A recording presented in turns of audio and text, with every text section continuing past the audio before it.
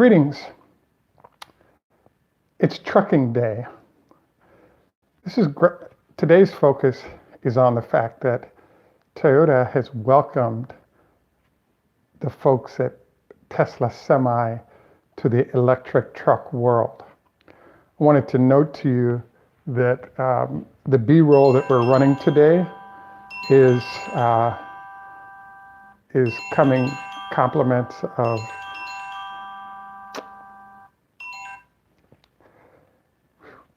apologize for the hold up there. The BRoll that we're running today is actually video of Toyota's truck. Toyota explains in their video that what they did was they have something called the Mirai that they've been having in development for the last 20 years. And they ramped that technology up to be able to handle trucks. So we like to do at least one truck show a month. And after having an encounter with someone that knows the folks at Nikola intimately, we decided it was a really good time to go ahead and take a look at what's going on in trucks and note the fact that the folks at the folks at Toyota are welcoming Tesla into the trucking world.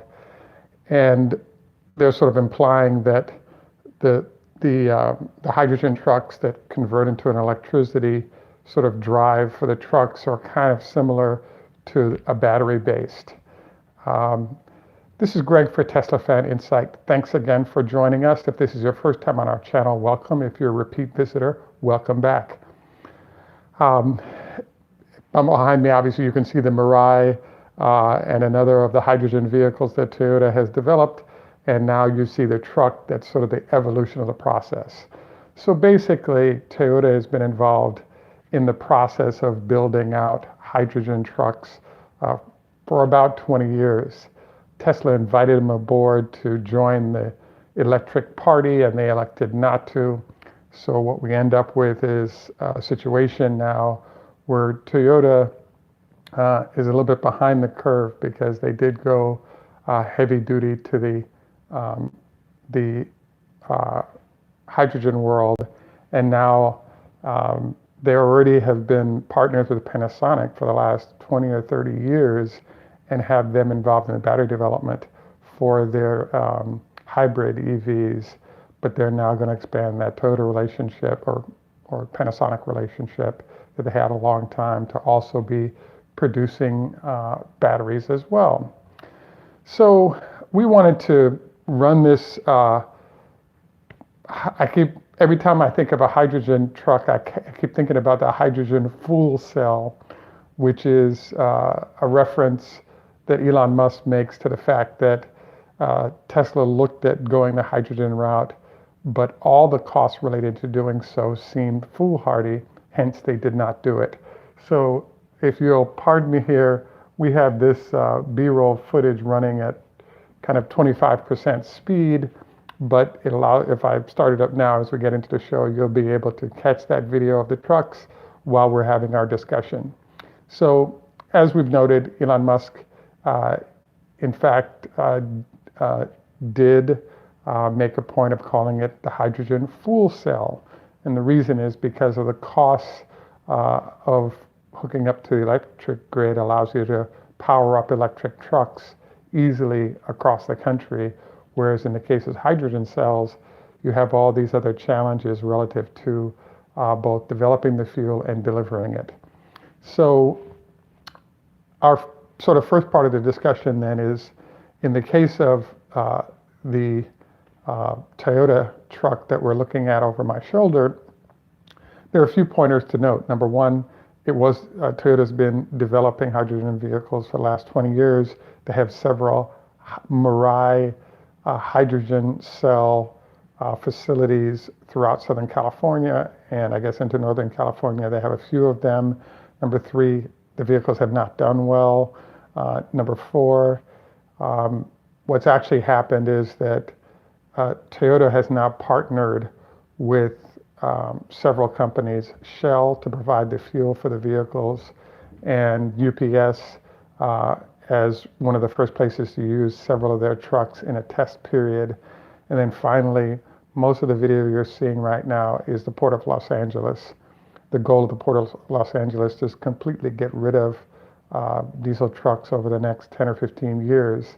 And they have a number of partnerships with Mercedes on their electric truck, Tesla in the near future, as well as Toyota, and anybody else that wants to have large dollars from the port to actually help support the transition to electric.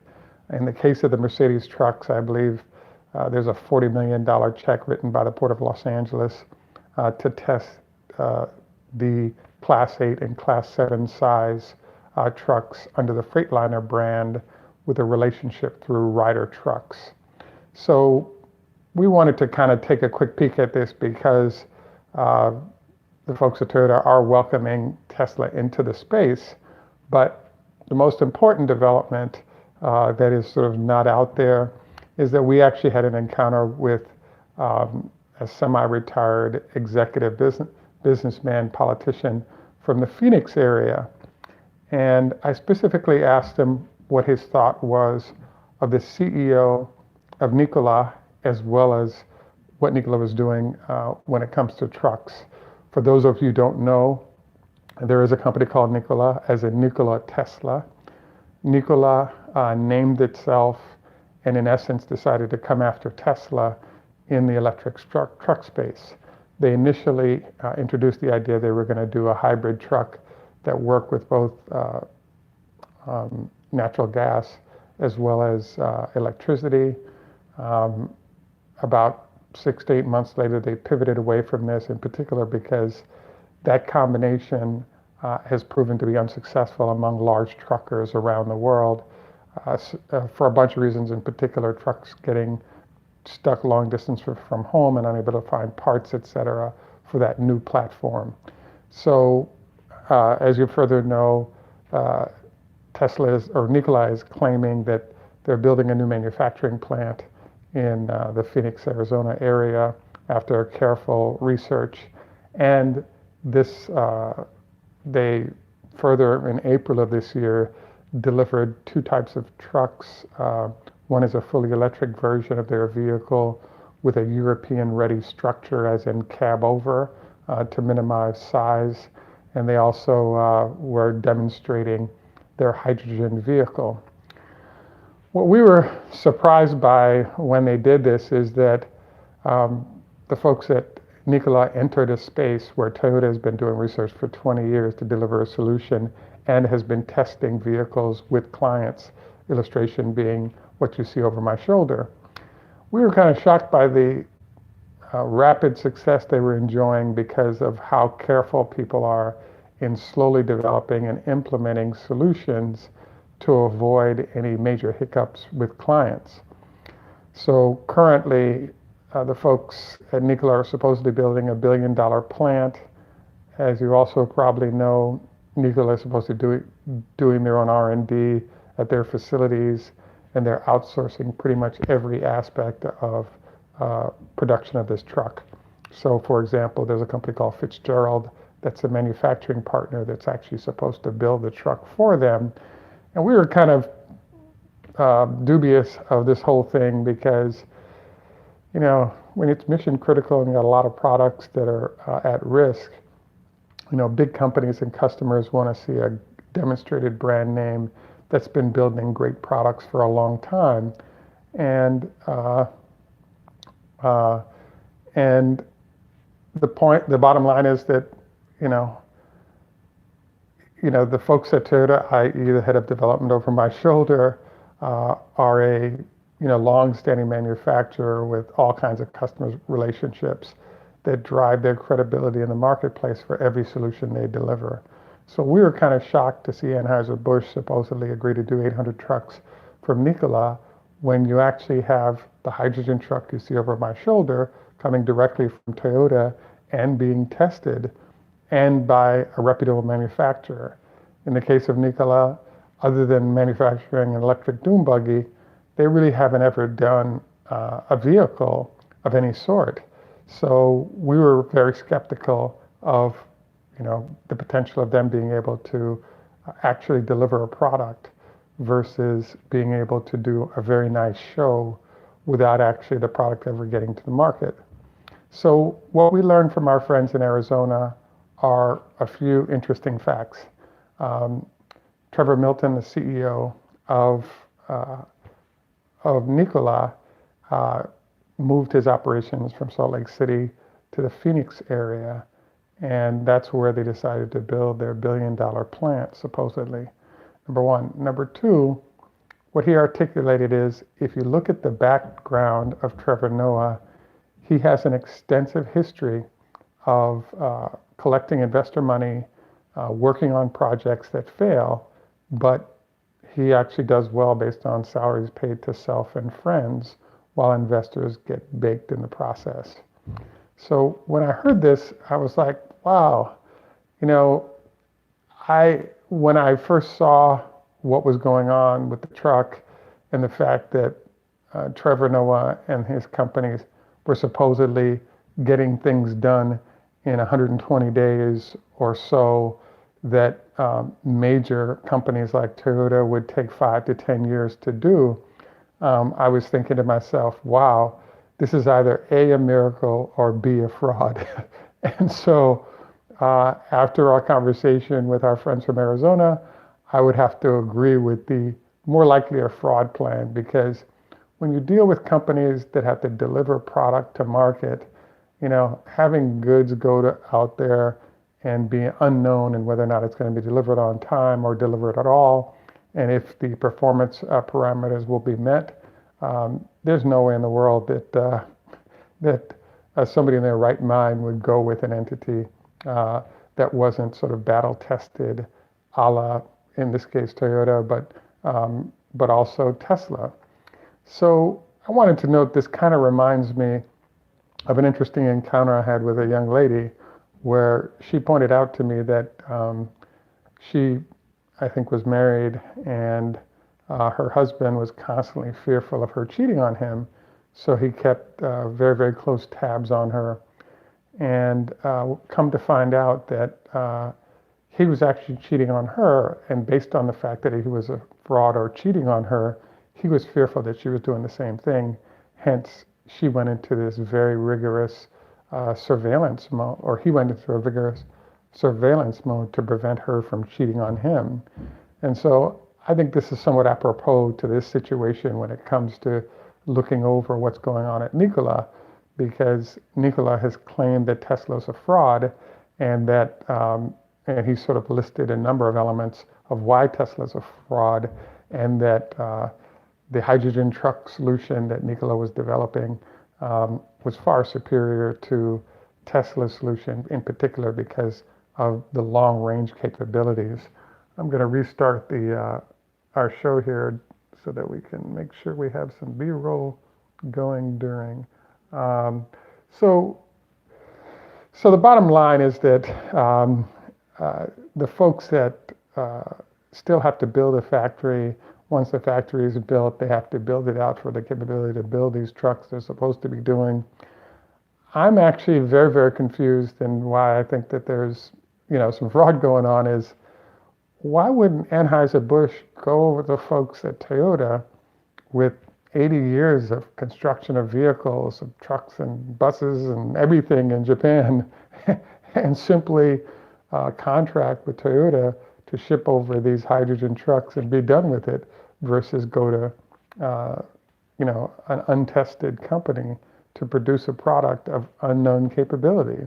I don't have the answer to this, but it's my belief, based on a lot of years of business, that it's a wee bit more complex to simply say you're entering a business, walk into that business, and do it well. For credible firms like a UPS and all these others, do not be surprised to see them bypass the new kid on the block, Nikola, to sign up with folks like Toyota, if in fact they're serious. Now, perhaps there's some, ties, some incredible deal that was put in place to help, and that Anheuser-Busch is somewhat in partnership to make this work between the two companies. Nikola and Anheuser-Busch. But I have to admit, I'm extremely skeptical. And now that I've learned of the failed business activities of Mr.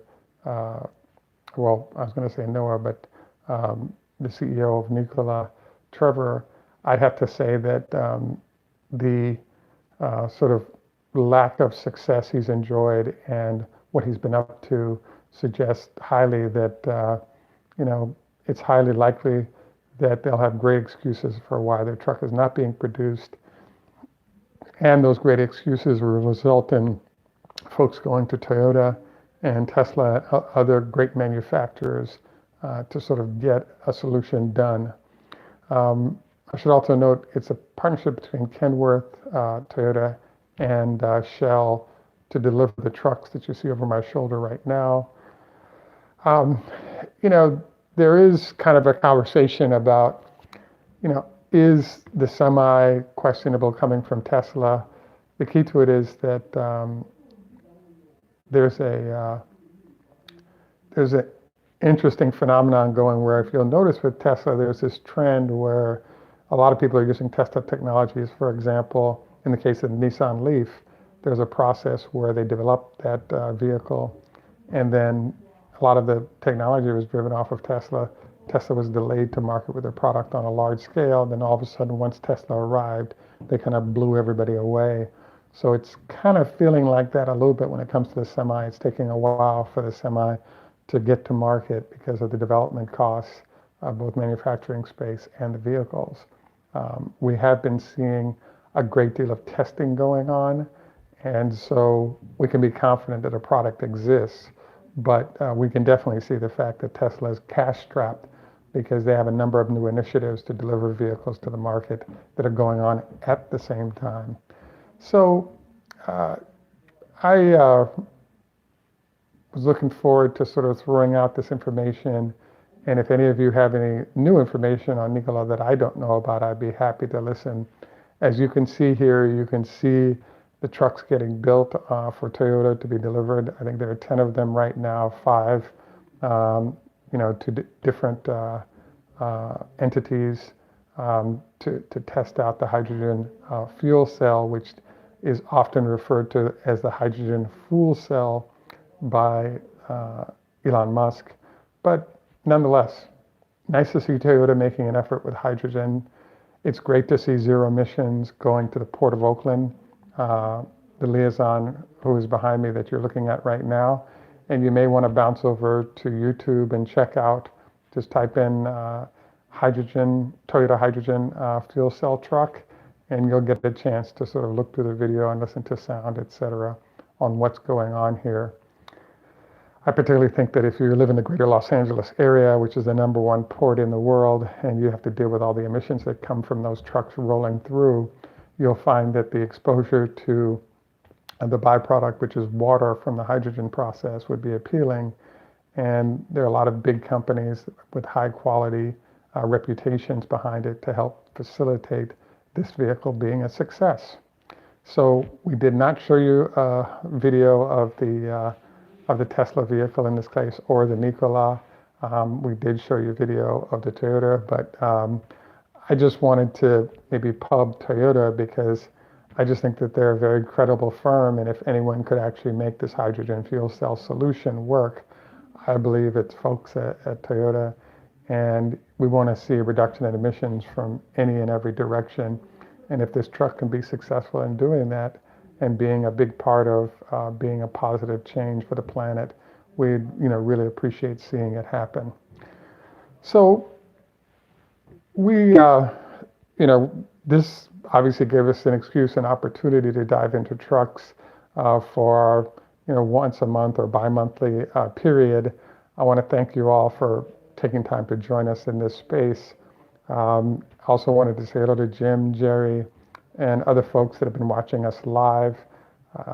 We, enjoy the fact that we get to broaden the lens a little bit and look at some other vehicles in terms of what's occurring. The one question mark that emerges from what's going on with Toyota is the fact that there's an interesting unknown that's developing right now. And that unknown is what's going to happen as Toyota expands its relationship with Panasonic.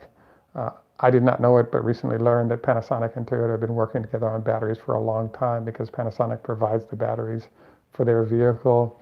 As you all probably know, Panasonic just had a 50% reduction in sales, driven by a reduction in car sales in China, combined with not meeting the production goals for batteries for Tesla. And they also pointed out that there's been a decline in the purchase of Tesla of the 18650 batteries from Japan that are made for the Model X and S as people migrate over to the Model 3 from those two vehicles. So, there's some interesting developments here that will help shape the future that might be noteworthy. Any rate, I think that sort of covers what we wanted to dive in today relative to new info on trucks. We actually very much are looking forward to your comments post-show. I wanted to thank our Patreon subscribers, Patreon supporters. We also want to thank you. We do have ads, and we'd appreciate it if you watch 10 seconds because this also helps fuel the channel. Look forward to our next opportunity for a show. I actually have a test drive at our local Tesla facility tomorrow, and wanted to see if you guys could leave any questions or comments you might have for the salespeople. One of the new developments on the Model X that you should all be aware of, X and S, is if you have an older vehicle, there's a new charging standard that's coming on that gets the vehicle charged in half the time.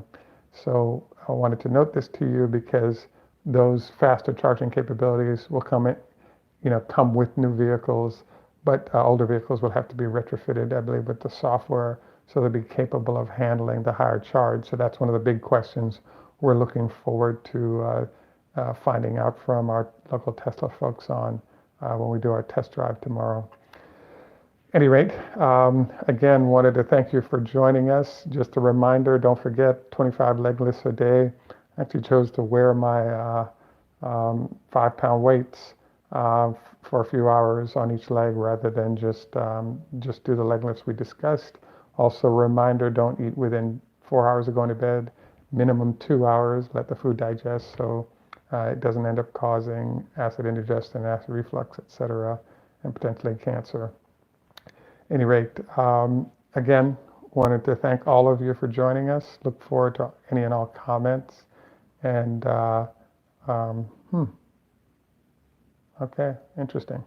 Thanks for the comment there, Thaddeus. Very good point. In terms of you get the rapid charge and then it slows down as you close out. So I definitely think that is an excellent point.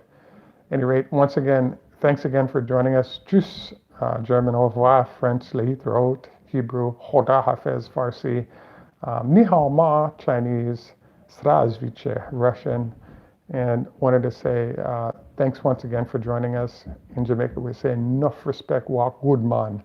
Have a great day. Bye for now.